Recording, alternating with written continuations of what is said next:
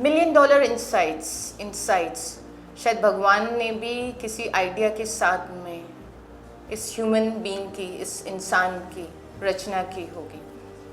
क्या था उसके दिमाग में, क्या इंसाइट्स थे, शायद हम लोग नहीं जान पाएंगे, क्योंकि वो मिलियन डॉलर स्टेप्स चलते चलते आगे बढ़ते बढ़ते हमें वो ज़िंदगी के अपने ही पर्पस पता चलते हैं, उस प्रोसेस को हम समझ पाते हैं। जब हम ह्यूमन की, मानव की, इंसान की जब हम बात कर रहे हैं तो उसकी बर्थ की भी तो क्यों नहीं एक आइडिया को हम शेयर करें, हम बात करें, क्योंकि why the million dollar sites इस बार एक डिफरेंट टॉपिक के साथ में है, जहाँ पर हम गर्भ संस्कार के बारे में बात करेंगे। आज मेरे साथ में honourable doctor Tushar Dushar and doctor Smita Dushar हैं, एंड बहुत heartly I welcome you to this our podcast,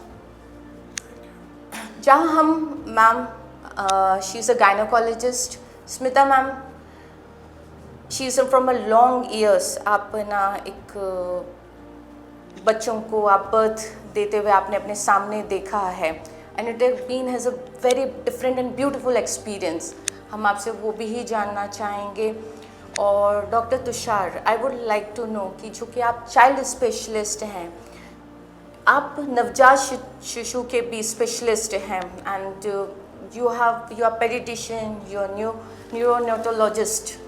सो आपने जब इस सृष्टि में आते हुए बच्चों को एक देखा और फील किया, उस वक्त वो जैसे एक किसी भी मदर की फीलिंग होती है, क्योंकि वो क्रिएट कर रही है, आपको क्या उस मोमेंट पे फील होता है जब when you see to a new creation?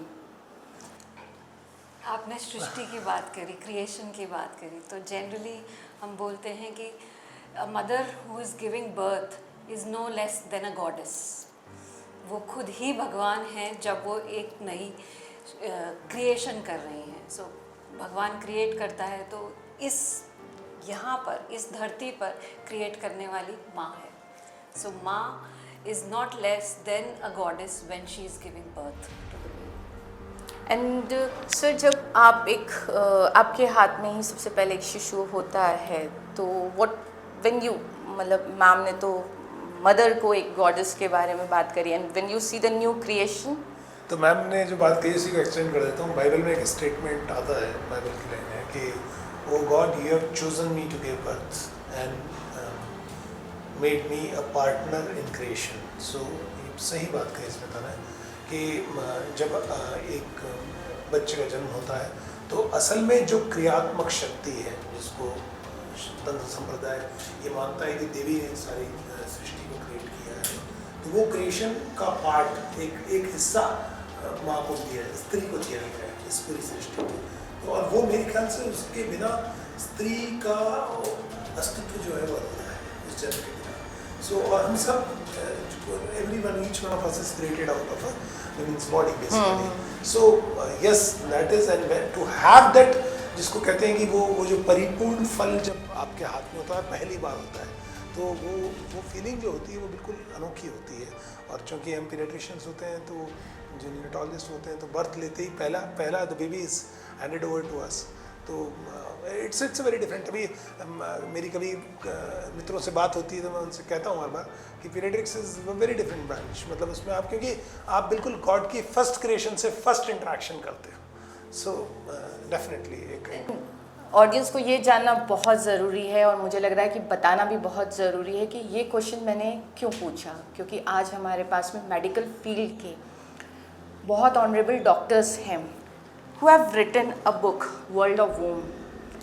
इतनी शानदार बुक जिसमें गर्भ संस्कार, जब मदर, एक फैमिली, एक बच्चे को सोचती है कि हाँ, now we must have a family, now we must start a family, उस स्टार्ट से लेकर, उस पूरे प्रोसेस से लेकर इस बुक में किस तरह से माँ की फीलिंग, एक हस्बैंड की फीलिंग रहनी चाहिए, किस तरह से उनको अपनी वो 9 नहीं, उसके बाद वाले मंथ्स को भी किस तरह से लीड करना चाहिए, और कैसे हम एक हेल्दी बेबी और एक हेल्दी मदर और एक हेल्दी फैमिली को क्रिएट कर सकें। और शायद आज इस समय की बहुत बड़ी रिक्वायरमेंट है जहाँ पर हम ये बात कर रहे हैं कि we are losing our genetical genes की जो पावर है, डीएनए की जो स्ट्रेंथ है, वो हम लूज़ कर रहे हैं। उसमें ये गर्भ संस्कार, जहाँ पर आप एक साइंस के फील्ड से हैं और आपने गर्भ संस्कार को साथ में लेकर आए, तो what was the idea behind writing this book and getting into this process? So पहली बात तो ये कि जो आपने बताई बात उसी से शुरू कर देता हूँ कि हम जब अपनी जेनेटिक्स को लूज़ कर रहे हैं, तो जो कल्चर है, जो हमारी परंपरा से प्राप्त जो हमें ज्ञान है सनातन धर्म में, वो हमारा स्पिरिचुअल डीएनए है। तो उस स्पिरिचुअल डीएनए को भी हम कहीं लूज़ कर रहे हैं। तो उसके लिए इन सब चीज़ों को लिपिबद्ध करना आवश्यक था, तो वो हमने किया है, उन सब एक्टिविटीज़ को इसमें लाए हैं। दूसरी बड़ी बात ये कि मैं पहले ही जैसे डिस्क्लेमर देते हैं ना लोग, तो पहले ही डिस्क्लेमर देता हूँ, हमारा इसमें कुछ नया नहीं है। हमने ऋषि मुनियों की, शास्त्रों की, जो हमारे धर्म में हज़ारों साल से, सहस्त्रों वर्षों से जो बातें कही गई हैं, वो कितनी अच्छी वैज्ञानिक बातें हैं और उनका एक बच्चे के पूर्ण विकास के ऊपर कितना अच्छा असर पड़ता है, और वो सबको हम सभी लोग उसका अपने जीवन में प्रयोग करें। जब बच्चे का जन्म होने वाला हो और एक अच्छी संतान को जन्म दें, उसका मूल कारण ये है। तो साइंटिफिकली फाउंडेशन भी उसकी स्ट्रांग है, वो वैज्ञानिक रूप से प्रमाणित है। तो इसलिए चूँकि हम वैज्ञानिक बैकग्राउंड से हैं, डॉक्टर्स हैं, तो हमने जहाँ जहाँ वो प्रैक्टिसेस पाई, तो WHO जो है वो हेल्थ को डिफाइन करता है physical, mental, emotional and spiritual wellbeing. तो ये जो स्पिरिचुअल वर्ल्ड है, जो कि आपको लगता है बड़ा अलग है, वैज्ञानिक लोग कैसे स्पिरिचुअल की बात कर रहे हैं, तो अभी मैं आपको ये कहना चाहूँगा कि विश्व में जितने बेहतरीन वैज्ञानिक होंगे, जितने उन्नत वैज्ञानिक होंगे, वो कहीं ना कहीं जाकर के स्पिरिचुअलिटी का दरवाजा खटखटाएगा ही, उसके बिना उसकी मुक्ति नहीं है। मतलब एट दी एंड, या कहा जाए फ्रॉम द स्टार्टिंग, स्पिरिचुअलिटी कहीं ना कहीं हम सबके जीवन में, या हर चीज़ जो क्रिएट हो रही है, क्योंकि अल्टीमेटली जो क्रिएशन है दैट इज़ द स्पिरिचुअलिटी। तो आप भी स्पिरिचुअलिटी जैसे मोस्टली जनरेशन्स में जो सामने दिख रही है, हमारे सामने जनरेशन, उसमें लूज़ होते हुए दिख रही है, और मुझे ये लग रहा है कि दिन पे दिन फियर भी इसी वजह से बढ़ रहा है। तो जब आप किसी नए क्लाइंट्स को आप जब डील करते हैं, मोस्टली आप अगर फियर देखते हैं उनमें, क्योंकि अभी फियर की वजह से शायद to become a mother they are thinking late, या वो डिसाइड नहीं करना चाह रही हैं, डिले कर रहे हैं, तो उसमें आप कैसे डील करते हैं? उसमें उनको किस तरह से आप, मतलब इन जनरल आप पब्लिक को क्या बताना चाहेंगे? देखिए, आइडियल एज फॉर प्रेगनेंसी हम मेडिकली भी मानते हैं कि 25 से 29 के बीच में होती है। That is the best time for you to conceive and have a family. But आज की जनरेशन, बिकॉज ऑफ से करियर की आपके लिमिटेशंस हैं, जैसे आपने बोला, डिसाइड नहीं कर पा रहे हैं, मैरिजेस लेट हो रही हैं, तो सब कुछ जब लेट हो रहा है तो ऑब्वियसली प्रेगनेंसी भी लेट हो रही है। तो उसके साथ कहीं ना कहीं मेडिकल प्रॉब्लम्स, आपका स्पर्म का क्वालिटी, आपका ओवम का क्वालिटी, PCOD का प्रॉब्लम्स, ये सारी चीज़ें मेडिकली भी बढ़ रही हैं। तो उन सब को हैंडल करने के लिए इट इज़ बेटर कि जो भी क्लाइंट आता है उसको हम यही बोलते हैं कि आप हेल्थ की बात कर रहे हैं तो सिर्फ फिज़िकल हेल्थ की बात नहीं कर रहे हैं, हम as a totality holistic health की बात करेंगे, जहाँ physical, emotional, mental and spiritual wellbeing की बात है। तो उसमें, और ये बुक भी सिर्फ आपको स्पिरिचुअलिटी की तरफ नहीं ले जा रही है। सो इसको हमने नए मदर्स को देखते हुए या नए कपल्स को देखते हुए उस तरह से डिज़ाइन किया है कि जिसमें they will find activities which are relevant in this scenario. आज की डेट में भी वो रेलेवेंट हैं basically. So there are different colouring activities, drawing activities, journaling, जो आज के हम मैनिफेस्टेशन की बात करते हैं, अफर्मेशंस की बात करते हैं। सो it is more about modern and ancient combination which we have tried to make in this book so that it appeals the newer generation also। और जहाँ fear की बात है, देखिए fear of unknown बहुत बड़ा चीज़ होती है। जो भी मदर्स आती हैं उनका सबसे बड़ा fear ये होता है कि डिलीवरी में या बर्थ में बहुत पेनफुल होने वाला है। Birth is going to be a painful event, psychologically सबका सेटिंग, क्योंकि हमारा सबकॉन्शियस कंडीशनिंग इस तरह से हो चुका है अब कि जैसे जैसे गर्ल्स बड़ी हो रही हैं, बच्चे बड़े हो रहे हैं, from the environment, from your friends, from your relatives, ये चीज़ आपके दिमाग में हर जना जब बात करता है बर्थ की, तो वो बात करता है कि it is going to be painful. कोई भी अपनी अच्छी स्टोरी नहीं शेयर करता, कोई बोलेगा इतना दर्द हुआ, ऐसा हुआ, वैसा हुआ।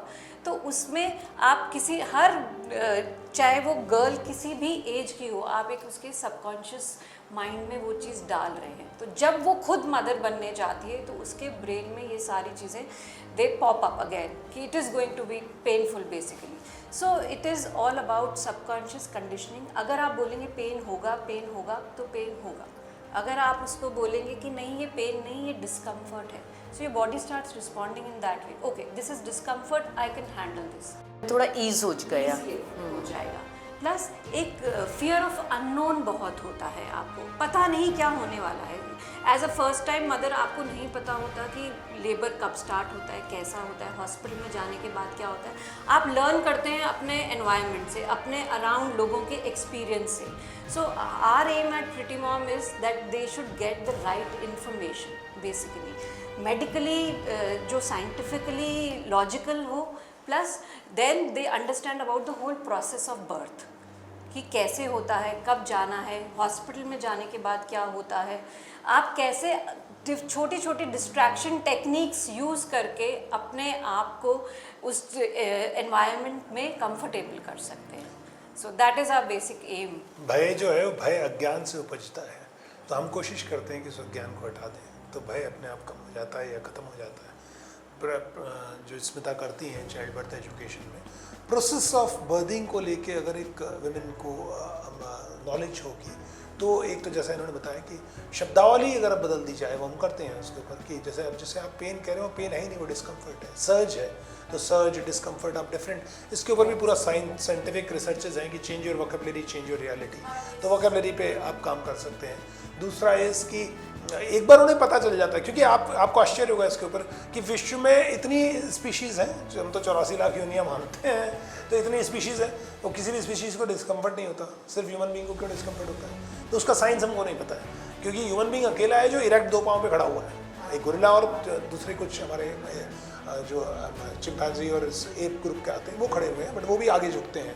सो उससे क्या हुआ, उसका पेल्विस सिकुड़ गया, तो पेल्विस का आउटलेट सिकुड़ गया, तो पेल्विस का आउटलेट सिकुड़ गया तो फिर बर्थिंग में दिक्कत आती है। तो हमने स्पीड तो गेन कर ली, 2 पाँव के ऊपर चल के हम जल्दी चल पाते हैं। तो जो ह्यूमन एवोल्यूशन हुआ है, डार्विन का चार्ट अगर आप देखें, ह्यूमन एवोल्यूशन की चार्ट, तो उसमें हमने जो इरेक्ट पोजीशन पाई है उसके ऊपर कॉस्ट ये दी है कि हमने पेल्विस सिकुड़ लिया है। तो पेल्विस को खोलने के तरीके हैं क्या, बिल्कुल होते हैं। तो अब ये लोगों को पता ही नहीं है, स्मिता उसी में बताती हैं कि इतनी अच्छी अच्छी बातें, जैसे अब विश्व भर में इसके ऊपर डिस्कशन हो रहा है कि आप सबसे बड़ी गलती ये करते हैं, डिलीवरी पोजीशन ही गलत है आपकी, आप बैक पे लिटा दिया आपने, ना ग्रेविटी उसको असिस्ट कर रही है, ना उसका पेल्विस ओपन अप हो रहा है, 2 फोर्सेज आपने उसके खिलाफ कर दिए।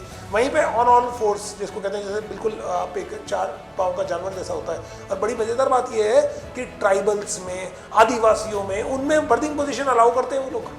तो जो ट्रेडिशनल नॉलेज है वो तो हम पूरी मिस कर गए थे। हाँ, वो एंशंट जो हम लोग एक्चुअली एंशंट थे, क्योंकि पहले के लोग कभी ये नहीं बोलते थे, इट वाज इजी। मैं आपको एक सिंपल सा एग्जांपल दूं, साउथ में एक मंदिर के अंदर 3 मूर्तियां हैं, वो तीनों दशरथ जी की जो तीनों पत्नियां उनकी मूर्तियां हैं, और बच्चा जन्म देती हुई उसमें मूर्तियां हैं, तो वो तीनों स्क्वाटिंग पोजीशन में बैठी हुई है। ये हमको हमारे एक प्रकांड पंडित हैं, उन्होंने पिक्चर में मुझे दिखाई थी कि ये देखिए डॉक्टर साहब, तो वो इसका मतलब अर्थात ये हुआ कि squatting position as a birthing position allowed थी ना उस टाइम, तभी वो मूर्ति बनी होगी। तो इसका अर्थ क्या हुआ कि सोसाइटी ये बात जान रही थी कि भाई बर्थिंग पोजीशन बेस्ट कौन सी है। तो अब जो आप देखते हैं कोई पुरानी, आजकल तो नई हॉलीवुड फिल्म्स में अगर आप देखेंगे तो वो एक बर्थिंग जो यूज़ करते हैं, तो बर्थिंग स्टूल होते हैं बाकायदा, या बर्थिंग की जो बैक यूज़ करते हैं उसमें इंक्लाइंड हो जाती है पूरी बैक, और ऑलमोस्ट स्क्वाटिंग अर्थात जिसको गुड़ू बैठना बोलते हैं, वो पोजीशन में लेडी होती हैं। तो वो सब चीज़ें साइंस है, ये सब चीज़ साइंस है। तो ये तो बर्थिंग से रिलेटेड हुआ, बट इसी प्रकार से जो आप कह रहे हैं, जो आप सोच रहे हैं, जो आप बोल रहे हैं और जो आप सुन रहे हैं, वो सब चीज़ का बच्चे के ऊपर, गर्भ के अंदर जो बच्चा पल रहा है उसके ऊपर असर पड़ता है। वो असर को आप अगर मॉडिफाई कर दें उस इनपुट को, तो आप उस बच्चे के टोटल ब्रेन को एक तरह से एक अच्छी रूप में मॉडिफाई कर सकते हैं। उसका ये सार है। हम बर्थ में भी बच्चे को इन्वॉल्व करते हैं। हाँ, ऑब्वियसली जो अभिमन्यु की स्टोरी जिसको आपने भी बुक में मेंशन की है और हम लोग भी इतने ज़माने से सुनते हुए आए हैं कि वो पहले से ही कैसे रेडी था। वो रेडी इसीलिए था क्योंकि गर्भ में ही उसने सारी चीज़ें वो सुन रहा था, वो सारी चीज़ें समझ रहा था। तो सबकॉन्शियसली मदर अगर स्ट्रॉन्ग रहेगी तो फिर फादर का क्या रोल है इसमें? मदर ने तो अपने ऊपर वर्क किया, व्हाट फादर्स नीड ये टू वर्क। तो आपने इतना अच्छा प्रश्न पूछा है मेरे हृदय के बड़ा करीब ये प्रश्न है। सो सबसे पहली बात तो है, इसलिए स्पिरिचुअलिटी पिक्चर में आ जाती है, वैसे तो बाद में उस चीज को हाँ, क्योंकि मैंने ये देखा फीमेल खा रही है सारे so- importance so- importance so- है, हाँ, तो- पर वो जो इमोशंस So, कहीं ना कहीं है इम्पैक्टेड है। Pregnancy is not only motherhood, pregnancy is fatherhood also. पहला नंबर 1। अब आपने मेरे से पूछा ना स्पिरिचुअली क्यों इम्पोर्टेंट है, तो बहुत कम लोगों को ये बात पता है। मेरी क्लास में सबको बताता हूँ, मैं शास्त्रों का भी उदाहरण इसमें दे सकता हूँ। हु कंसीव्स, चलिए आपसे मैं प्रश्न पूछता हूँ, who conceives? Natural answer. Sorry, wrong. But It's the actually, father, okay. It's the father who conceives. Yes. Yes, because spiritually the soul is directed to the father. तो आप सोचिए फादर का रोल कितना इंपॉर्टेंट है कि father ही conceive करता है। Via the father the soul travels to the mother and then is develops. So mother के अंदर सोल डेवलप होती है, लेकिन सोल चूज फादर को करती है। ऋणानुबंध पिता के साथ होता है। ये लोग इसका मतलब अगर when someone is thinking let's start our family, तो उस मोमेंट पे फादर को भी अपने माइंडसेट को चेंज करना स्टार्ट कर देना है। Spiritually it's the father who needs to make changes. जो 90 दिन का पीरियड है प्री प्रेगनेंसी का, कंसेप्शन से पहले का, उसमें जो भी तपश्चर्या बताई गई है, जो भी शुद्धि बताई गई है, वो सब शुद्धि पिता को करनी आवश्यक है। वो भले ही शरीर की शुद्धि हो, मन की शुद्धि हो, आचार की शुद्धि हो, विचार की शुद्धि हो, आहार की शुद्धि हो, पिता के लिए बहुत आवश्यक है। जनरेशन तो फादर की ही बच्चा आगे तो करता हम है जो ना। जिसको मानते हैं उसके पीछे जो लॉजिक है वो ये लॉजिक, क्यों आप पिता का घर मानते हैं, पिता का वंश पिता का क्यों मानते हैं? क्योंकि पिता ही कंसीव करता है। जो जीवात्मा है वो पिता की तरफ ट्रैवल करता है उसके ऋणानुबंध के हिसाब से, और फिर वो पिता के वाया पिता मदर की वोम तक पहुंचता है, वहाँ वो डेवलप होता है। तो अब साइंस और स्पिरिचुअल साइंस, इसलिए मैं स्पिरिचुअलिटी को अलग वर्ड नहीं मानता हूँ, मैं उसको स्पिरिचुअल साइंस कहता हूँ। मेरे नाना जी फिजिसिस्ट थे बहुत अच्छे, तो वो एक बहुत अच्छी बात बोलते थे। वो कहते थे जो फिजिक्स है वही मेटाफिजिक्स है। तो अगर आप आइसबर्ग को देखेंगे तो 10% हिस्सा जमीन पानी के ऊपर दिखता है, 90% नीचे होता है, लेकिन जुड़ा हुआ आइसबर्ग अलग नहीं है, वही आइसबर्ग है। उसी प्रकार से स्पिरिचुअलिटी के अंदर जो भी आपको नियम या जो भी आपको सिद्धांत मिलते हैं वो आपको फिजिकल वर्ल्ड में भी मिलते हैं। समस्या सिर्फ इतनी है कि स्पिरिचुअलिटी के सिद्धांतों को आप इतनी इन 5 इंद्रियों से पकड़ नहीं सकते, बस ये लिमिटेशन है। तो जैसे कर्म का सिद्धांत है कि जैसा करोगे वैसा बनोगे, तो ये न्यूटन का जो एक्शन रिएक्शन का सिद्धांत है तो उसका एक्सटेंशन है। वो कर्म सिद्धांत तो ऑलरेडी एग्जिस्ट करता है। इसी प्रकार से सारे सिद्धांतों को आप मेटाफिजिक्स में ढूंढ सकते हैं। रादर मेटाफिजिक्स ही एक्सटेंड होकर फिजिक्स में दिखती है। तो उसी प्रकार से स्पिरिचुअलिटी में ये देखना थोड़ा मुश्किल हो जाता है वेस्टर्न साइंटिफिक वर्ल्ड के लिए कि पिता कैसे कंसीव कर रहा है, लेकिन स्पिरिचुअली हम बता सकते हैं आपको कि पिता कंसीव कर रहा है, पिता के थ्रू माता कंसीव। मतलब psychologically emotionally father should be strong and by health mother should be physically also the father should be, क्योंकि फिर जीन्स तभी राइट वो तो जो हम first 1000 days of life of the baby का कॉन्सेप्ट है गोल्डन डेज, विच starts 3 months pre conception. Pregnancy से 3 महीने पहले, 9 महीने प्रेगनेंसी के और 2 साल after the baby is born, that is infancy. इस टाइम में आप जो कुछ भी कर रहे हैं वो that is how you are designing your baby. So you can design your own baby but you have to put in effort in these first 1000 days of life for the baby. तो जिसमें आपका physical detoxification आ गया, आपका health आ गया, आपका exercise आ गया, आपका खाने पीने का सब कुछ आ गया, एंड स्पिरिचुअल और मेंटल वेलबींग भी आ गया। So it's a combination of everything basically. और पिता मुक्त नहीं है अपनी रिस्पॉन्सिबिलिटी से, उसको भी उत्तरदायित्व है। क्योंकि मैंने आपको बता दिया इतनी इंपॉर्टेंस है, तो मदरहुड का अर्थ ये नहीं है कि सिर्फ माँ पे ही हम हर तरह का रेस्ट्रिक्शन लगाएंगे कि तुम ये नहीं खाओगे, तुम ये नहीं करोगे। वो पिता के ऊपर रेस्ट्रिक्शन 3 महीने पहले लग जाता है। नॉर्मली जो नियम होंगे चाहे खान पीन का है, चाहे रोज कुछ जाप करने, पूजा पाठ करनी है, तो फादर की भी, मतलब जब हम फादर की ही बात कर रहे हैं, फादरहुड की ही बात कर रहे हैं, तो आपने कहीं ना कहीं हनुमान चालीसा के भी मेंशन किया है। तो is it restricted to mother और is it restricted to father, या they both together they should involve? Spiritual practices जो हैं, जैसे बहुत सिंपल सा इसको अपन डिवाइड कर लेते हैं, विभाजित कर लेते हैं कि जैसे खाना, अब खाना तो मदर जो खाएंगी वो बच्चे तक पहुंचेगा, तो फादर के खाने का उतना फर्क नहीं पड़ेगा। लेकिन हाँ, अगर फादर व्यसन करते हैं तो मना करते हैं ना, फादर व्यसन ना करें, उसका भी असर बच्चे पर। उसी प्रकार से स्पिरिचुअल प्रैक्टिसेस दोनों को करनी चाहिए। लेकिन इसमें भी एक इंटरेस्टिंग बात मैं आपको बता दूं कि माँ के विचार को बालक गर्भ में पढ़ लेता है, माँ को बोलने की आवश्यकता नहीं है। तो जब अभिमन्यु की कहानी की बात होती है तो मैं लोगों को एक खास बिंदु है जिसकी तरफ लोगों का ध्यान नहीं जाता, तो मैं उनको यही बताता हूँ कि अभिमन्यु की कहानी में पिता ने सुनाई थी कहानी, और इसके ऊपर साइंटिफिक रिसर्च है, स्पेशल रिसर्च है, पूरी आप पढ़ सकते हैं कि जो बालक होता है, अगर मान लीजिए 10 लोग बोल रहे हैं तो बालक पेट के अंदर बैठा हुआ, गर्भ में बैठा बालक अपने पिता की आवाज़ को अलग से पहचानता है, अपने पिता की भाषा को पहचानता है। तो इसलिए वो पिता की भाषा से प्रभावित होता है, पिता की हंसी से प्रभावित होता है। तो इसलिए वो जो कहानी सुनाने की बात है, उसको अगर पिता सुनाता है तो the child is actually close to the father's voice. So information, instruction जो प्रोवाइड किए जाए, तो इसलिए अगर पिता मंत्र बोलते हैं, पिता स्रोत बोलते हैं, पिता किसी अच्छे आध्यात्मिक मंत्र का जाप करते हैं, कोई कहानी सुनाते हैं, वो सारी चीज़ों का पिता की भाषा में, पिता के शब्दों में एक विशेष महत्व है जो गर्भ में पल रहे बालक पे पड़ता है।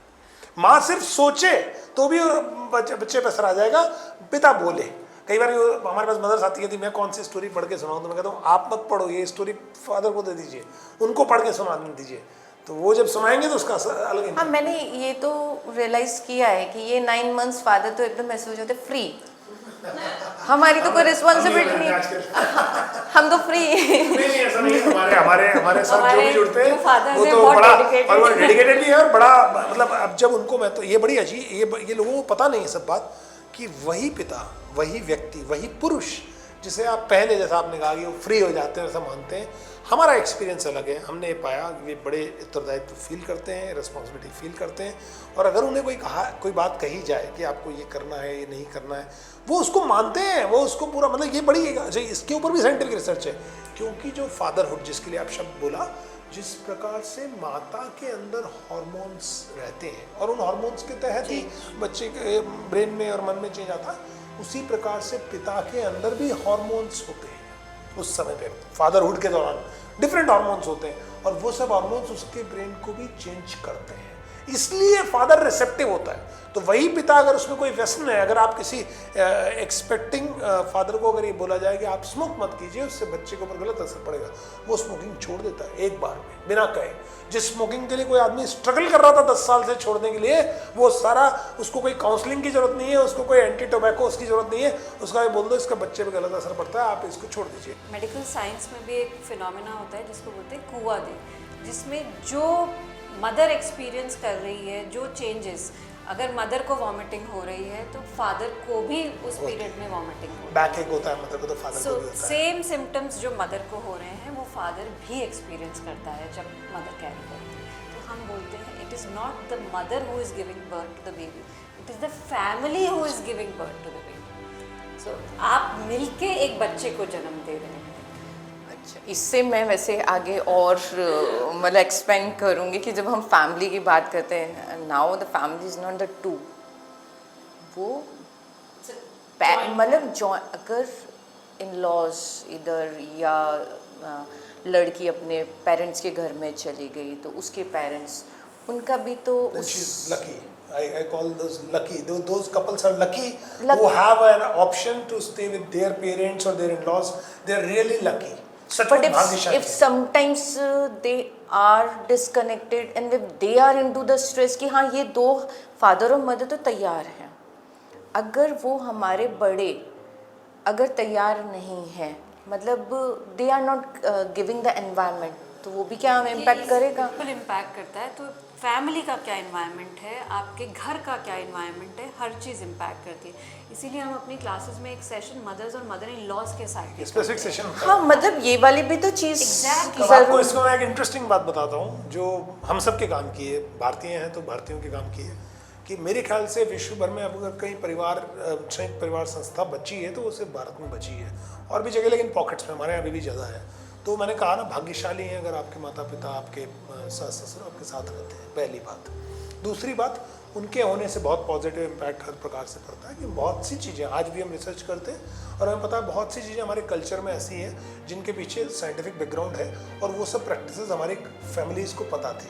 तो मेरे को एक पेशेंट आए थे, एक बार उन्होंने मुझे बताया कि वो, मेरे फादर भी डॉक्टर थे तो मेरे फादर से बड़े इंप्रेस थे, तो उन्होंने एक किस्सा सुनाया था। मेरे फादर ने उनसे कहा था कि आप रोज़ अपने बच्चे को मुझे दिखाने आ जाते हो, ऐसा लगता है आपके घर में कोई बड़ा नहीं है। उसने कहा हाँ जी, मैं ट्रांसफ़र होकर यहाँ आया हूँ तो हमारे साथ कोई भी नहीं रहता। तो बोले अब चिंता मत करो, आपके बच्चे में अगर घर में दादी या नानी होती तो आप इन सब चीज़ के लिए डॉक्टर के पास नहीं आते। तो जो मैं कहना चाहता हूँ कि माता पिता ही नहीं, सिर्फ नाना नानी दादा दादी का होना तो एक बहुत अच्छी बात है अगर वो हैं तो, पहली बात। दूसरा, उनके होने से सपोर्ट भी मिलता है फैमिली में। तीसरी बड़ी बात कि बहुत से जो हमारे कल्चरल बिलीफ्स और थॉट पैटर्न, जो हमारे प्रैक्टिसेस हैं जिनको हम कई बार दकियानूसी या पुराना कह करके हम टाल देते हैं सिरे से, वो गलत है। उसकी भी हमने साइंटिफिक रिसर्चेस करी है और ये पाया कि 10 में से 9 बातें जो आपको बताई जाती हैं आपके माता पिता अथवा आपके सास ससुर द्वारा, उनके पीछे काफ़ी साइंटिफिक बैकग्राउंड है, तो उसको फॉलो करना चाहिए। सिर्फ उसमें आपका लॉजिकल देना उनको कि लॉजिक अगर Exactly, आप उसका scientific logic। जनरेशन को बता देंगे लॉजिक कि इसके पीछे ये लॉजिक है, तो they are ready to follow that. हमारी प्रॉब्लम क्या है कि may be that generation is not able to give the right logic और the scientific evidence for that. वो हुआ यही है, जो गैप आया, जो बीच का गैप आया, क्योंकि वो लॉजिक दे ही नहीं पा रहे थे। देखिए क्या है, पहले के टाइम में ये कहने का तरीका था, सिंपल चीज़ है कि नारियल खाओ, नारियल खाने से बच्चा गोरा होगा। आपके बच्चे के कलर पे कोई इफेक्ट नहीं पड़ेगा नारियल खाने से या नहीं खाने से, लेकिन नारियल is a healthy thing to eat in pregnancy. So ये उनके कहने का और समझाने का तरीका था उस टाइम पे। अब अगर हम सेम लॉजिक आज की जनरेशन को देते हैं तो प्रॉबेबली वो काम नहीं करता, लेकिन अगर आप उनको समझाते हैं कि नहीं, ये नारियल खाना अच्छा है, it helps you as a nutritional value, तो they will understand. And then you have to tell them, see आपके पेरेंट्स या मदर इन लॉज या मदर्स ये बात कह रही हैं, उसके पीछे ये रीज़न है, so then they will start following it basically. तो इसीलिए हम अपनी क्लास में, अपने सेशंस में मदर्स और मदर इन लॉज को इन्वॉल्व करते हैं, उनको राइट लॉजिक देने की कोशिश करते हैं कि आप जो कह रहे हैं वो सही है, बट इनको सही आज के लाइफस्टाइल के हिसाब से अगर आप उसको चेंज करके बताते हैं तो वो हेल्पफुल है। सो गर्भ संस्कार सिर्फ माँ का या सिर्फ बच्चे का नहीं, गर्भ संस्कार पूरे परिवार के लिए एक उत्तरदायित्व है। और दूसरी बात जो आपने बोली कि अगर वो एग्री नहीं करते हैं, अगर वो, तो ये स्ट्रेंज बात है, हमने उल्टा पाया कि परिवार जो संयुक्त परिवार है, बड़ा परिवार है, तो उस परिवार में कभी भी आपको स्वयं आप पता करेंगे तो आपको पता चलेगा कि बड़ा अलग माहौल हो जाता है अगर कोई लेडी कंसीव कर लेती है और अगर आपकी फैमिली में बड़े बूढ़े लोग हैं तो स्वयं कहना शुरू कर देते हैं, पहले इसका ध्यान रखो, जोर से मत बोलो, ये चीज़ मत बोलो, इसका मन मत खराब करो, इसका ध्यान रखो, इसको पसंद की चीज़ खिलाओ। वो बहुत दादा दादी नाना नानी को ज़्यादा समझ है इस चीज़ की कि इसको प्रोटेक्टेड रखो, हर किसी के सामने नहीं जाने दो। ये जो कॉन्सेप्ट है कि नज़र लगती जो भी है वो उसका है कि प्रोटेक्टेड रखो, because she is bearing a seed of the family. Creator का तो ध्यान, ज़्यादा सपोर्टिव है, वो ज़्यादा सपोर्टिव। हमारी कितनी ही क्लासेस में मदर इन लॉ साथ में कंपनी करती है, आती हैं सब। तो इसलिए ये तो, मैं तो उसको कहता हूँ कि ये तो हिंदुस्तान के पास बहुत बड़ा एसेट है। भारत को अगर किसी चीज़ को संभालना है तो अपनी संयुक्त परिवार संस्था को संभालना है। अगर उसे संभाल लेंगे तो हम बहुत कुछ कर लेंगे। क्योंकि now I thinking the culture is back, लोग वापस साथ में रहना चाह रहे हैं, और पेरेंट्स को भी पता है कि कैसे अपने बच्चों को सपोर्ट करने की आज की डेट में ज़रूरत है eight the time of careers, क्योंकि अभी करियर बहुत इम्पॉर्टेंट हो गया है लोगों का। पर जो कंटिन्यूस हम एक स्पिरिचुअल प्रोसेस से जा रहे हैं, ऐसा आपको कभी कोई एक केस आया कि किसी ने ये बोला कि मेरा बेटा जो बच्चा आगे चलकर I am going to give a birth, तो वो सन्यासी हो जाएगा? बिल्कुल सही कह रहे हैं। ऐसे दो मेरे पास में बिल्कुल, ये भय तो आपने बोला है तो सबको भय होता है। एक बड़ा कॉमन भय होता है कि हम गीता पढ़ेंगे तो हमारा बच्चा, हाँ, मतलब क्योंकि तो मॉडर्नाइजेशन इतना हो गई चीजें हो गई। बात शुरू करी थी ना, जब हम ये पॉडकास्ट आपने शुरू किया तो उसमें आपने बोला था पर्पस की बात आपने शुरू करी थी। हमारे दुनिया भर में आप बड़े बड़े लोगों ने बड़ी बड़ी किताबें लिख रखी है और हम बड़े बड़े विदेशियों को और उनके पीछे दौड़ते हैं। पर्पस ऑफ लाइफ हमें पता है। आप सोचें, भारतवर्ष में हमारी सनातन संस्कृति ने हर व्यक्ति को पर्पस पैदा होने से पहले बता रखा है। धर्म अर्थ काम मोक्ष, 4 पुरुषार्थ का पर्पस आपको दे रखा है। और यस, उनमें से कौन सा पर्पस आपको ज़्यादा परस्यू करना है, वो आपके पुराने संस्कार प्रारब्ध, उनसे मुक्ति मिल जाती है। तो पहली बात तो है कि अगर हम धार्मिक किताब पढ़ेंगे, भगवान का नाम लेंगे, भजन करेंगे, बच्चा सन्यासी हो जाएगा, तो मिथ है। पहली बात तो मिथ है। और दूसरा, अगर ऐसा होता हो तो ईश्वर करे ऐसा जरूर हो, ईश्वर करे ऐसा ज़्यादा हो कि आज हमारे संत नहीं, कि हमारे इतने अच्छे अच्छे संत हैं हमारे भारतवर्ष के अंदर, तो अगर वैसा आपको पता है, अगर एक सन्यासी हो जाए, एक्स्ट्रा इन्फॉर्मेशन देता हूँ साइंटिफिक उसमें स्पिरिचुअल से ही, अगर एक सन्यासी हो जाए एक परिवार में तो 7 पुश्तों को तार देता है। अभी तो श्राद्ध पक्ष चल रहा है, तो हम अपने पितरों को कुछ न कुछ अर्पित करते हैं ना, तो अगर एक बच्चा सन्यासी हो जाए तो ये पूरे 7 पुश्तों को तार देता है। पहली बात, ईश्वर करेगी कोई सन्यासी हो, असली सन्यासी। दूसरी बात ये कि जो भी स्पिरिचुअल प्रैक्टिसेस हैं, भले ही वो योग हो, भले ही वो जप हो, जो भी पूजा पाठ जो हम बताते हैं वो सब हो, वो आपके माइंड को एक पॉजिटिव फ्रेम में रखता है, पहली बात। दूसरा, मैं अब जो आप कह रही है उसका उत्तर दे रहा हूँ, जो भी मदर्स अगर स्पिरिचुअल टेक्स्ट को पढ़ती हैं, अगर स्पिरिचुअल चीज़ों को समझती हैं, उसमें उनका इंटरेस्ट रहता है, तो पहली बात तो शुभ है कि ऐसा हो। It is far better than कि आप टीवी के ऊपर रैंडम वायलेंस या रैंडम न्यूज़ या ऐसी कोई नेगेटिव न्यूज़ देख रहे हैं 9 महीने के लिए, ना देखें, मैं मना करता हूँ उनको।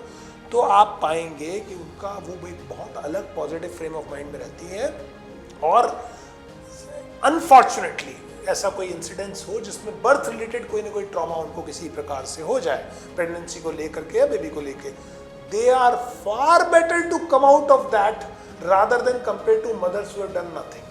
अगर ऐसी मदर जो सिर्फ ये मानती है कि बच्चा होना एक बायोलॉजिकल फिनोमेना है, तो उसका जो ट्रॉमा होगा वो बहुत ज़्यादा होगा कंपेयर टू एक ऐसी मदर। क्योंकि देखिए, कोई भी, मैं इस आपके स्टूडियो से बाहर निकल के भी घर तक पहुंचूंगा ये कोई नहीं कह सकता। तो ये तो इवेंचुअलिटीज हैं। But what I want to say is someone who is through this spiritual practices is able to handle trauma well, वो फार बेटर है। दूसरा, ये मिथ है, ये सारे मिथ, जैसे घर में महाभारत नहीं रखना, इससे बड़ी मूर्खता और मिथ की कोई बात नहीं हुई आज तक।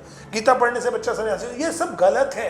ये एक ऑर्गेनाइज सिस्टम हमेशा काम किया है जो नहीं चाहता कि सनातन धर्मी अपने धर्म को स्वयं पढ़ के समझे, जाने और आने वाली पीढ़ियों को बताए। तो वो जो पूरा एक सिस्टम है वो इस तरह की मिथ्स फैलाता है कि ये शालिग्राम जी मत रखो और ये रुद्राक्ष की माला मत, सब मिथ है, सब मिथ है। जब आपको भगवान का नाम, भगवान की चित्र, भगवान के चिन्ह और पूजा पाठ और आध्यात्मिकता आपका कभी भी कोई नुकसान नहीं करेगा, उल्टा पूरे जीवन में एक बार भी अगर किया तो आपके जीवन को बदल देगा। तो ये गलत है। तो अच्छी बात है कि आपने प्रश्न पूछा। तो ये, हाँ, मदर्स मिथ लेके आती है और इसीलिए हम बैठे, क्योंकि the routine person is not answering them. The routine person उनको सिर्फ कुछ छोटा मोटा बता के भेज देंगे। तो ये उत्तर, ये जो आपने बोला, हाँ बिल्कुल ऐसा प्रश्न माएँ पूछती है कि अगर मैं धार्मिक किताब पढ़ूंगी कि मेरा बच्चा सन्यासी तो नहीं हो जाएगा, तो उसको जानना जरूरी कि नहीं, वो सन्यासी से ज़्यादा अच्छा वो एक अच्छा शासक बन सकता है। इसीलिए हम मदालसा की कहानी सुनाते हैं। मदालसा की यही कहानी है, तो इसलिए लोग नहीं, जो पालने के अंदर ही बच्चे को कहानी सुनाती थी, और फिर वो राजा ने कहा कि मुझे अब, तो उसके बच्चे सन्यासी हो जाते हैं। तो वो कहता है तुमने क्या लोरी सुना दी, मेरे बच्चे सन्यासी हो गए। तो वो कहते हैं मैं चाहती थी कि अपनी मुक्ति के लिए जाएं। तो बोलता नहीं, मुझे राज्य को चलाने के लिए एक शासक चाहिए, उत्तम शासक चाहिए। तब फिर जो मदालसा जो लोरी सुनाती है और जो उसको बच्चे को सुनाती है पेट में ही, उससे बच्चा एक अच्छा शासक बनता है। तो वो कहानी का सार यही है, मार्कंडेय पुराण की कहानी है, उसका सार यही है कि माँ जो चाहे उस प्रकार की गुणों को बालक के अंदर विकसित कर सकती है, दोनों माता पिता मिल करके, और वो उनके लिए अच्छा भी हो सकता है। तो क्या, और भला हो सन्यासी हो जाए, क्या हमारे यहाँ सन्यासी शासक नहीं है? ऐसे सन्यासी तो होने चाहिए। बिल्कुल है। और दे आर जो डूइंग गुड क्वालिटी आल्सो। आप इनकल्टिवेट करना चाहते हैं अपने बच्चों में, वो क्वालिटी अगर आप ड्यूरिंग प्रेगनेंसी आप उस चीज़ पे वर्क ऑन करते हैं, तो you will find that quality basically. जहाँ आप डिज़ाइनिंग योर ओन बेबी की बात कर रहे हैं, तो कुछ मदर्स हैं जो, जैसे आपने पूछा, कि दे जेन्युइनली वांट कि हम ऐसे बच्चे को जन्म दें जो आगे चल के इस रास्ते पे चले। तो फिर अगर वो ये सारी प्रैक्टिसेस करेंगी, तभी तो कोई ऐसा सोल आएगा उनके पास जो इस रास्ते पे चलना चाहता है। जिसको आपने कहा ना कि बिफोर थिंकिंग, वो जो 90 डेज का प्रोसेस है टू वेलकम अ सोल, तो वो प्रिपरेशन वो तभी तो कोई पॉसिबल सन्यासी का सोल भी तो वेट कर रहा होगा नहीं, वो जन्म बहुत लेने के लिए। उसके लिए तो वो वेट करते हैं। तो अरविंदो ही बता के गए। मैं रिसेंटली शायद राजेंद्र दास जी को सुन रहा था, उन्होंने कहा कि उत्तम आत्माएं उत्तम आत्माएं संपर्क में रहती हैं और वो कहती हैं कि हमें एक अच्छा, अगर आप गर्भ प्रदान करें तो हम जन्म लेने को तैयार हैं, उन्हें ऐसा परिवार चाहिए। तो मैं चाणक्य सन्यासी नहीं थे क्या? तो सन्यासी तो चाहिए, मैं कह रहा हूँ सन्यासी तो हम डेस्परेट हैं कि सन्यासी आए जो विरक्त हो सब चीज़ से, वही सबसे अच्छा शासक होगा। तो इसलिए सन्यासी तो बहुत खुशी की बात है, करो चाहे नॉलेज दे सके और चीज़ों को और बहुत अच्छे से आगे बढ़ा सके। नहीं, पर ये माइंड क्लियर करना, लोगों तक पहुंचाना बहुत ज़्यादा ज़रूरी है ना, कि हाँ why it's working and why how it can work.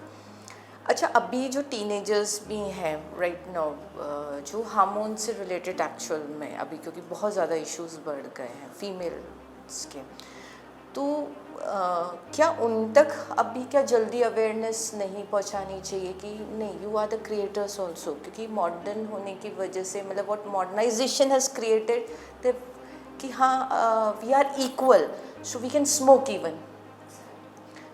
तो ये इंफॉर्मेशन क्या हम, मतलब जो आपने डिज़ाइन किया और कि हाँ ये हम 1000 डेज़ का आपने जो डिज़ाइन किया, पर मुझे लग रहा है कि जो टीनेजर्स हैं उन तक अभी से ही ये नॉलेज जानी शुरू हो जानी चाहिए। Somewhere we are lacking in that related to biological studies की। As you said कि modernization, this is the cost of modernization which we are paying as a generation. कि हमने जहाँ इक्वालिटी की बात करी है कि मेल और female, girls and boys equal हैं and they can do all that activities, करने के लिए तो किसी को भी नहीं करनी चाहिए। व्यसन तो चाहे लड़का हो या लड़की हो, दोनों को ही नहीं करनी चाहिए, बट फीमेल्स को और कम करने चाहिए, क्योंकि यू आर द क्रिएटर। आपकी बॉडी में अगर चेंजेस होंगे तो ऑब्वियसली कंसीव करने में आपको प्रॉब्लम आएगी। तो हमारा जो भी खान पान है, हमारा जो भी लाइफस्टाइल है, हमारा सिर्फ खाने पीने और व्यसन से नहीं, आपके सोने और जागने का टाइम भी, वो भी उसी में इंक्लूडेड है। तो वो सारी चीज़ आपकी बॉडी को इफ़ेक्ट कर रही है, फिज़िकली भी इफ़ेक्ट कर रही है। तो उसको आपको कंट्रोल करने के लिए अगर आप अवेयरनेस जल्दी यंग एज में नहीं पहुंचाएंगे तो वो आगे चल के, damage is already done by the time they are, dent लग चुका है। तो बिल्कुल सही बात है कि आपको पहले से अवेयरनेस क्रिएट करनी चाहिए। रतिका, जो आपने बात कही उसमें एक एक्स्ट्रा एड ऑन देना चाहता हूँ। एक्स्ट्रा एड ऑन ये है कि yes you are right, even we are started seeing, हमने ये देखा है कि जो यंगस्टर्स हैं वो स्वतंत्रता और उच्छृंखलता के अंदर बीच में लाइन, सिर्फ कूल दिखने के लिए। पहली बात नंबर 1। नंबर 2, वो जो स्मिता ने कहा कि डैमेज इज ऑलरेडी डन, जो भी रियलाइजेशन होता है ना लाइफ के साथ, प्रॉब्लम ये है कि हम जब उसके थ्रू गुजर जाते हैं उसके बाद हम उसको अंडू नहीं कर सकते जीवन में। जो समय घट गया, जो काल चला गया, उसको आप अंडू नहीं कर सकते।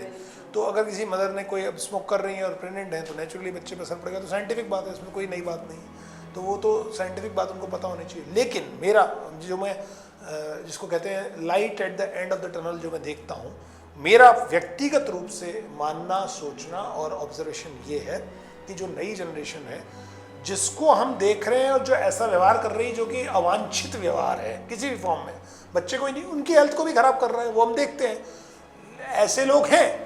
एट द सेम टाइम ऐसे लोग भी हैं जो इसका उत्तर ढूंढ रहे हैं, ऐसे लोग भी हैं जो स्पिरिचुअलिटी की रूट्स ढूंढ रहे हैं, ऐसे बच्चे भी हैं जो महाअवतार बाबा जी की कहानी ढूंढ रहे हैं, ऐसे बच्चे भी हैं जो प्रेमानंद जी को सुनते हैं। तो हमको उनको तो आंसर करना है ना पहले।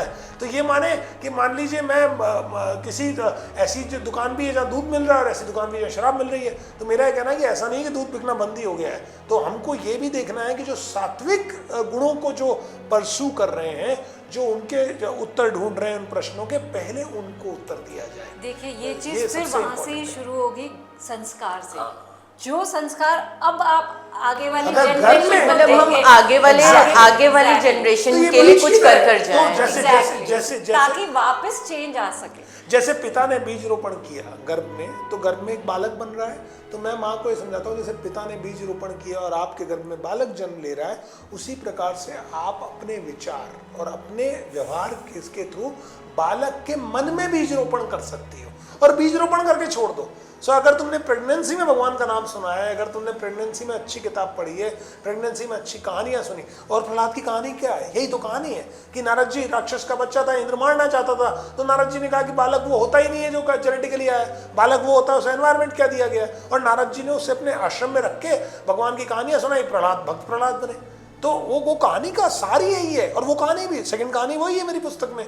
तो वो क्यों है, उसका अर्थ ये कि एनवायरनमेंट से नेगेटिव इम्पैक्ट, जो आपका पहला भी प्रश्न था उसका मैं अब साइंटिफिक उत्तर दे देता हूँ कि जिसको हम बोलते आए अभी तक संसार में जेनेटिक्स जेनेटिक्स जेनेटिक्स, अर्थात मैं तो जेनेटिक प्रोडक्ट हूँ। व्हाट डज साइंस से? Science leaves you at the mercy of destiny. विज्ञान क्या कहता है? विज्ञान कहता है अगर तुम्हारा पिता चोर था तुम चोर होगे। यही तो विज्ञान ने मान लिया कि भाई तुम जेनेटिक्स हो, तुम्हारे जो डीएनए लेके आए वो होगे। नहीं, लेकिन स्पिरिचुअलिटी कहती है बिल्कुल नहीं, DNA can be changed, exactly, we can work on it. इसके लिए भी फिर अब साइंस आया, और इसको साइंस क्या बोल रहा है, इसके लिए टर्म दिए साइंस ने, उसका नाम है एपिजेनेटिक्स, जिसका अर्थ साइंस अभी मानता है कि एनवायरनमेंट से जो इंपैक्ट दिया जाता है वो जीन के अंदर बदलाव कर देता है। तो अगर मान लीजिए कोई चोर का बालक भी है, कोई एक दुष्टात्मा का बालक भी है, लेकिन वो एक अच्छी जगह जन्म लेता है और अच्छे संस्कार उसे दिए जाते हैं, तो वो दुष्टात्मा नहीं रहेगा। इसके पीछे एक कारण है, वरना तो फिर इस पुस्तक का भी कोई सार नहीं था, फिर तो किसी भी कर्म का कोई सार नहीं है, फिर तो किसी भी उपाय का कोई सार नहीं है, फिर पुरुषार्थ का ही कोई सार नहीं है। अगर सब कुछ जो कुछ घटना है वो डेस्टिनी, नियति और फिक्स्ड है, वो साइंस की भाषा में वो डीएनए है और हमारी भाषा में वो डेस्टिनी है। लेकिन वो डीएनए डेस्टिनी को चैलेंज अगर कोई चीज करती है तो कर्म करता है, पुरुषार्थ करता है, और वो कर्म, वो पुरुषार्थ पिता के लिए क्या हो, गर्भवती माता के लिए क्या हो, वो हमने इसमें बताया। डॉक्टर साहब, मैं आपसे एक चीज़ पूछना चाहूँगी कि आपने मंत्रों के बारे में बात किया, क्योंकि अभी आजकल फीमेल्स काफ़ी इश्यूज़ के साथ में, जैसे कभी कहीं बीपी हाई है, बीपी लो है, डर है। मैंने आपसे जब भी बात करी तो आपने मंत्रों की इम्पोर्टेंस के बारे में स्पेशली वो करा, तो क्या आप इस पर क्या लाइट देना चाहेंगे? संस्कृत की सेइंग है ना, मन्नात् तार्यते इति मंत्र, जो मन से त्राण कर दे, मुक्त कर दे, वो मंत्र है। शॉर्टेस्ट डेफिनेशन मंत्र की यही है। तो पीड़ा क्या है, मुश्किल क्या है, तकलीफ क्या है, व्यथा क्या है, व्याधि क्या है? मन की चिंता है। चिंता से मुक्त हो जाए वो मंत्र है जो चिंता से मुक्त कर देता है। इसके ऊपर भी बहुत सारी मेडिकल रिसर्चेज हैं कि जब हम किसी मंत्र को, अर्थात उसको दोहराते हैं, बार चैंट करते हैं, उसको चैंटिंग कहा जाता है। तो जब हम उसको भले ही माला पे मानसिक रूप से जब हम उसे बोलते हैं, तो ये प्रूवन साइंटिफिक फैक्ट है कि आपका ब्लड प्रेशर काम डाउन होता है, आपकी नर्व्स कूल डाउन होती हैं, और आपके अंदर अच्छे हार्मोन्स का जनरेशन शुरू होता है, और जो स्ट्रेस हार्मोन्स हैं जैसे कॉर्टिसोल हो गया ये कम होने लग जाते हैं। तो इसको ये अब इसमें एक पैसा आपका लग नहीं रहा है और ये आपके लिए बेनिफिशियल है, तो आपको अवश्य करना चाहिए। और प्रेगनेंसी के अंदर particularly pregnancy induce hypertension, PIH जिसको बोलते हैं, बड़ा कॉमन चीज़ है, बहुत सी मदर्स के साथ में दिक्कत आती है। तो ये एक इट्स नॉट अ मेडिसिन, दवाई तो आप खा नहीं रहे हो इसमें, तो ये और ये काम करता है, ये काम करता है। तो इसलिए नेचुरली मंत्र का बहुत महत्व है, और मंत्र तक ही नहीं सीमित है। जैसे मंडाला, स्मिता ने इसमें मंडालास के बारे में बहुत बात करी है, तो मंडाला हमारी पुरानी तांत्रिक, जो अगर आपने देखी हुई श्रीयंत्र आपने देखा होगा, वही ज्योमेट्रिक ड्राइंग है। हाँ, मंडालास का इसको पहले सबसे पहले क्लियर कर लेना चाहिए कि it's a way of drawing, है ना, विच क्लियर योर माइंड। सो अगर आप उन मंडालास को कलर करते हैं तो एक्टिविटीज़ भी इसमें बहुत सारी हैं। तो मंडालास को जब आप कलर करते हैं तो भी आपके अंदर अच्छे हार्मोन्स रिलीज होते हैं, आपका ब्रेन काम डाउन होता है, नर्व्स सूद होती हैं। तो ये बड़ा साइंटिफिक है, वेस्ट में भी वो लोग इसको यूज़ कर रहे हैं और पा रहे हैं कि जिनको एंगर इश्यूज़ हैं, जिनको क्रोध आता है, जिनको चिंता होती है, वो मंडाला कलर करें। तो प्रेगनेंसी के स्पेसिफिक मंडालास होते हैं, तो वो हमने डिज़ाइन करवाए हैं, तो वो सब भी इसके अंदर है मंडाला। तो एक्टिविटी सारी सब तरह की है, और ख़ासकर जो आपने मंत्र की बात कही, तो मंत्र तो अद्भुत औषधि है, वो मन की औषधि है। जो हम, आपको पता है इंग्लिश में वर्ड है मेडिकेशन, अर्थात दवाई, तो मेडिटेशन, वो मेडिटेशन दूर दूर नहीं है, तो मन की औषधि है जो मेडिटेशन है। और मेडिटेशन को इंड्यूस करने के लिए मंत्र यूज़ किया जाता है, शुरू करने के लिए।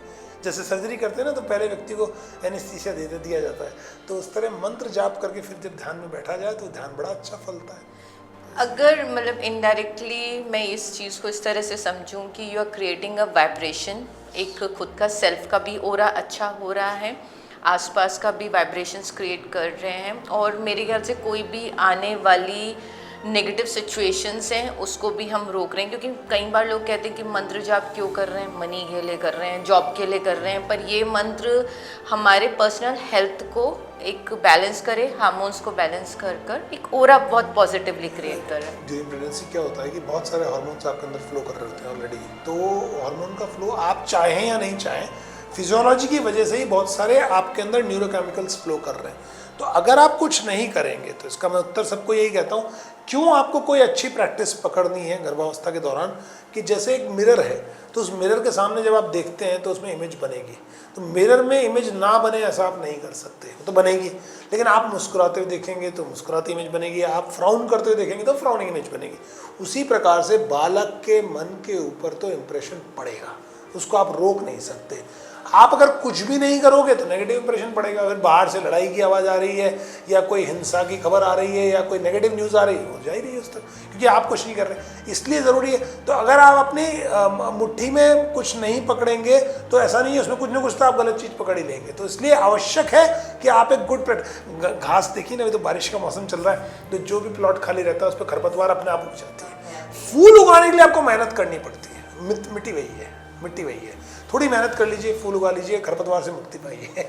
हाँ, जैसे तुलसी जी भी वही है ना, स्पिरिचुअल है, जो अच्छे से जिसका बकायदा पॉट में, गमले में है, बकायदा उनकी पूजा करी जाती है। नहीं तो तुलसी का तो एक दाना अगर गिर भी जाता है तो पूरी जगह फैल जाता है, वो कभी है ना पूजा में काम में भी नहीं ली जाती। तो हमको उस स्पिरिचुअल लेवल को उस लेवल पे समझना पड़ेगा प्रैक्टिकली। आज के न्यूज़पेपर में आप देखेंगे तो न्यूज़ है कि एम्स में और आईआईटी दिल्ली में इस चीज़ पे पूरी रिसर्च हुई है ऑन योग निद्रा, कि how it impacts the MRIs of the brain.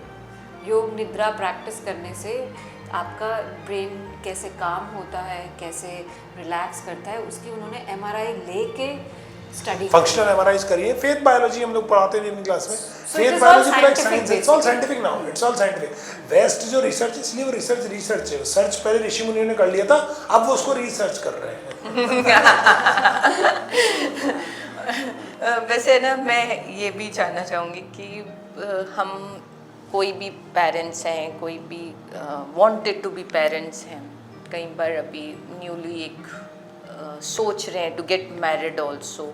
आजकल बच्चे बहुत प्लानिंग के साथ में, जनरेशन है प्लानिंग के साथ में, तो when they should enter to your planning, या क्या आपकी प्लानिंग में या आपके इंस्टीट्यूट में आने में कब से उनको शुरुआत कर लेनी चाहिए और क्या प्रोसेस है? हम लोग जो स्टार्ट करते हैं वो प्री कंसेप्शन से स्टार्ट करते हैं। So any couples who are planning, they can come to us.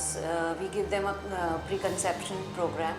Once they conceive, then they enter into a pregnancy program, which is a prenatal program basically, जिसमें आपका जो हमने बात करी होलिस्टिक हेल्थ की, जिसमें physical, emotional, mental and spiritual wellbeing, ये चारों चीज़ से रिलेटेड एक्टिविटीज़ आपको करी जाती हैं। Then postpartum also. So we're trying to cover a very important phase of the mother's life, which deals with pregnancy, pre-pregnancy and post-pregnancy basically. तो pregnancy में जैसे आपने बोला प्रिपरेशन क्यों इम्पॉर्टेंट है, क्योंकि आप एक छोटी चीज़ भी कोई करते हैं, आप एक वेकेशन पे भी जाते हैं तो you plan everything and then go, क्योंकि पैनिक नहीं होता उससे। उसी तरह से अगर आप प्रेगनेंसी में कुछ प्रिपेयर करते हैं, प्लान करते हैं, तो आगे जाके पैनिक रिएक्शंस नहीं होते। You more prepared for everything which is going to happen in pregnancy, at the time of birth and post delivery. तो उसमें काउंसलिंग के सेशंस होते हैं जहाँ पे we give you information about each and everything related to pregnancy, starting from diet, pregnancy changes, how you are going to prepare for birth. गर्भ संस्कार definitely उसमें सेशंस होते ही होते हैं, और बर्थ की प्रिपरेशन आपको कैसे करनी है, कब हॉस्पिटल जाना चाहिए, हॉस्पिटल में क्या होता है, how do you deliver, process क्या है बर्थिंग का पूरा, क्योंकि जब आपको वो पता चल जाता है तो आप कंफर्टेबल हो जाते हो। एक फियर ऑफ अननोन जो है वो ख़त्म हो जाता है। You are well prepared to encounter something which is going to happen to you basically. तो उसमें आपको रिजल्ट्स पॉजिटिव मिलते हैं, आपके नॉर्मल डिलीवरी के चांसेस बढ़ जाते हैं। फिर द मोमेंट यू डिलीवर, उसके बाद चाहे नॉर्मल डिलीवरी है या सिजेरियन है, आपको फीडिंग स्टार्ट करनी है, ब्रेस्ट फीडिंग करनी है, तो ब्रेस्ट फीडिंग के सेशंस होते हैं। अब जैसे ही बच्चा होता है तो पूरी की पूरी light shifts on the baby. So baby care कैसे करना है, कैसे बर्प करना है, कैसे डायपर चेंज करना है, so everything related to baby care basically, massaging, umbilical cord care, diaper care, burping, वो सारी चीज़ें हम आपको पहले ही बताते हैं ताकि यू आर मोर कॉन्फिडेंट। सो आप इन्फॉर्म डिसीजंस ले सकते हो, आप एंग्जाइटी को कर्ब कर सकते हो। Every time you not running to the doctor, अब ये हो गया, अब ये हो गया, तो वो सब चीज़ को कम करने के लिए the whole pretty mom sessions are design basically. तो And this is totally exclusively for the parents, or anyone also can? I said the anybody who's trying to conceive also, who's planning also, उनके लिए एक अलग programme होता है जिसको हम pre conception programme बोलते हैं। If you have already conceived, आप एक्सपेक्टिंग पेरेंट्स हैं, तो उनके लिए एक प्रेगनेंसी प्रोग्राम है। और पोस्ट डिलीवरी आजकल आपने सुना होगा postpartum anxiety, postpartum blues, postpartum depression, Yes. All because of the hormones which are again flowing in the mother. वो उसकी वजह से उनके मेंटल इश्यूज़ हैं, mentally they are not very strong, तो उसको हेल्प आउट करने के लिए भी हम पोस्टपार्टम सेशंस भी होते हैं। अच्छा, अभी मुझे बहुत स्ट्रांगली एक आया, क्योंकि ये मेरे सामने एक केस है, a mother given a birth, पर उसको ये लगने लगा कि now I won't be strong in my career. वो रिबेल करने लगी, वो हर जगह पेरेंट्स को ही ये बोलने लगी, it should be your duty to care about my son, I should move to as early as possible, I should move to career. और मेरे सामने वो दिख रहा है कि she is not a sincere mother, और वो बच्चा एक वीक चाइल्ड डेवलप हो रहा है। तो ऐसे में क्या काउंसलिंग आप करेंगे, क्योंकि उसके लिए करियर तो इतना इम्पोर्टेंट होते जा रहा है। सबसे इम्पोर्टेंट बात तो ये है कि हम लोग ये मानते हैं कि parenting is not a career, parenting is a full time career, because you are creating a life basically. तो मैं तो नहीं मानता कि कोई भी नौकरी, कोई भी काम किसी बच्चे को बड़ा करने से ज़्यादा इंपॉर्टेंट कैसे हो सकता है, पहली बात। दूसरी बात, bringing up your child is your first responsibility, then somebody else's. It's not the teacher's responsibility, it's not the college's responsibility, it's not the society's responsibility. It's exclusively the parents' responsibility. One. Number two, if you try to shun away that in any format, वो आपको पता होना चाहिए, पता नहीं होता है mother's को, इसलिए दुख पाती है कि आपको क्या होता है। इंसानी ह्यूमन थिंकिंग के साथ प्रॉब्लम क्या है, जो प्राप्त हो जाता है उससे वो व्यक्ति असंतुष्ट हो जाता है, और जो अप्राप्त है उसकी ओर दौड़ता है।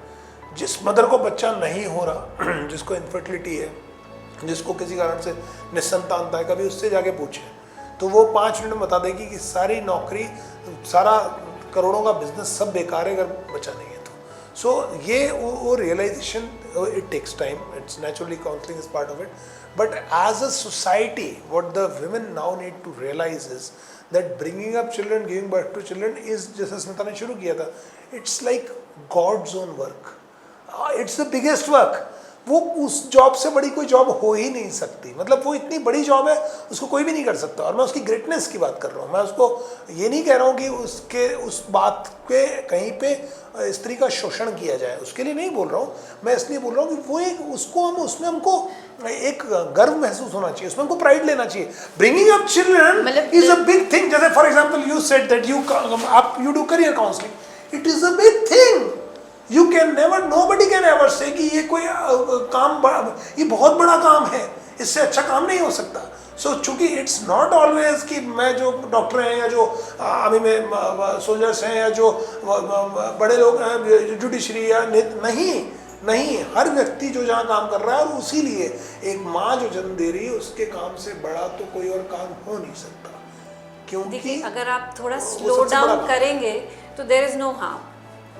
हाँ, मतलब हम जो बर्थ देने वाली मदर है उसको अपनी इम्पोर्टेंस समझनी पड़ेगी, और वो जो अभी सोसाइटी में जो सबसे बड़ा इम्पैक्ट पड़ रहा है कि she is not understanding. Plus family support तो रहता ही है, so family that is there, base तो है ही है, पर मदर का रोल बहुत इम्पॉर्टेंट है। और that is when she is giving a birth, उस टाइम पर उसके दिमाग में ये चीज़ सेट होना शुरू हो जाना चाहिए कि वेयर आई एम इम्पोर्टेंट। आपको पता है वेस्ट में कुछ ऐसे कंट्रीज हैं जहाँ पे नेगेटिव पॉपुलेशन ग्रोथ है, तो वो इतने परेशान है कि आपको पता है कि मेरी तो कजिन्स वहाँ रहती हैं, अरे वो रेस्टोरेंट में अगर आप बच्चे के साथ एंटर हो जाए तो जितने लोग खड़े हो जाते हैं, ताली पीटने लग जाते हैं, आपके लिए कुर्सी ले आते हैं, क्योंकि उनको लगता है अरे अद्भुत बच्चा आ गया, मतलब क्योंकि उनको बच्चा ही देखने को नहीं मिलता है, क्योंकि हमारे यहाँ अधिक है, ज्यादा है तो हम उसकी इम्पोर्टेंस नहीं समझ रहे कि विश्व में आप जहाँ इतनी सारी चीजों के ऊपर बात कर रहे हैं तो कोई भी रिसोर्स ह्यूमन रिसोर्स से बड़ा नहीं होता, पहली बात।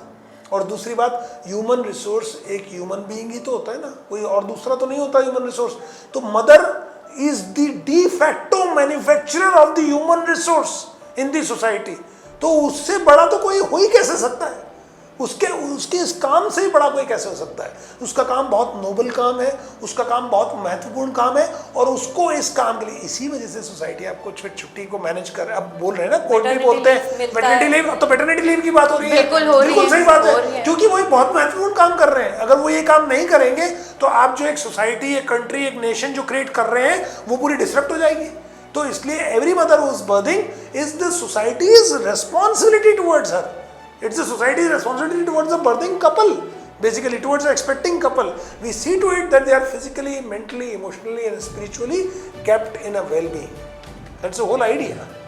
तो अगर उनको काउंसलिंग करी जाए तो they will They understand. will understand, ये उसकी फीलिंग है बेसिकली, अगर उसकी फीलिंग को कोई सही से आंसर कर सकता है तो probably she will also understand her importance. वो गलत नहीं है, तो वो गलत नहीं है, गलत नहीं है, पर somebody she has been conditioned। तो ये सबसे जरूरी है कि हम ये समझें कि वो जो कहना चाह रही है, जो कह रही है, उसको हम पहले सुने, उसका जो थॉट प्रोसेस आ रहा है कहाँ से आ रहा है। एक्नॉलेज करना बहुत जरूरी है उसका, अगर वो कंसर्न है। It's okay to think like that, it's not a big deal, मतलब it's okay to think like that, but then if one seeks help then one can be given help कि भाई मेरे को then because the conflict actually में आप पाएंगे कि अगर आप बात करेंगे तो आपको लगेगा कि she is going through a conflict, तो द्वंद्व जो है वो उसको पीड़ा दे रहा है, तो she makes a choice to choose one side over the other, but conflict में अगर right guidance दी जाए तो then she will be realizing it। इसमें ऐसा कोई बुरी बात नहीं है, मतलब क्योंकि वर्किंग मदर्स को हम अंडरमाइन थोड़ी कर सकते हैं इस बात के ऊपर, उनका ही बहुत बड़ा रोल है, तो it's okay to think like that. And yes, child birth is a responsibility, कि उसको दिक्कत उनको लगती है कि हमारा ब्रेक आ जाएगा हमारे जॉब में, ऐसा वो सब सोचना बिल्कुल वैलिड है, वो इनवैलिड कहीं भी नहीं है उनका तो थॉट जो है। तो हमको भी कोई एज अ सोसाइटी किसी को पुश नहीं करना है या किसी को फोर्स नहीं करना है, उसकी रिक्वायरमेंट नहीं है, वो इंपॉर्टेंस जज करने में अपने को मदद करनी है। So as a mature society we need to help them in what they want to do rather than forcing them what we want them to do. supported, she will be able to probably again Absolutely, get back into her routine. Yes, to her careers, अगर properly, अगर वो सोचे, properly plan करे, proper mindset तैयार करे। Plus सबसे बड़ी बात जो टाइम है, आप कुछ ना कुछ करके you can still be there and then take care of the baby. So वैसे भी बोलते हैं females are multitaskers, Yes, है ना, so they can manage lot तो of सबसे बड़ी बात जहाँ से together. हमने शुरू किया था कि चूंकि एक्सेसिव हार्मोनल स्टेज होती है इसलिए वो सेंसिटिव बहुत होती है, तो वो टाइम पे हमको उनको अप्रोच ठीक करना है। अगर आप अप्रोच ही टोटल गलत कर लेंगे, हम हेड ऑन ले लेंगे, उनको बताएंगे कि आप गलत कर रही हैं, अरे आपने बच्चे को छोड़ दिया, आप कहाँ पे जा रही हैं, तो ये सब गलत है। एक्चुअली लोग क्रिटिसाइज ज्यादा करते हैं इंस्टेड ऑफ हेल्पिंग। वही मैं कह रहा हूँ, वो गलत है, क्योंकि वो उसका कार्य भी इम्पोर्टेंट है, तो शी नीड्स टू, और प्लस वो एक्सेसिव हार्मोनल स्टेज में तो वो उससे ज़्यादा प्रताड़ित होंगी, तो हमको प्रताड़ित नहीं करना है, किसी मदर को प्रताड़ित नहीं करना है, ये हमें पता होना चाहिए। नहीं, वंडरफुल नोइंग।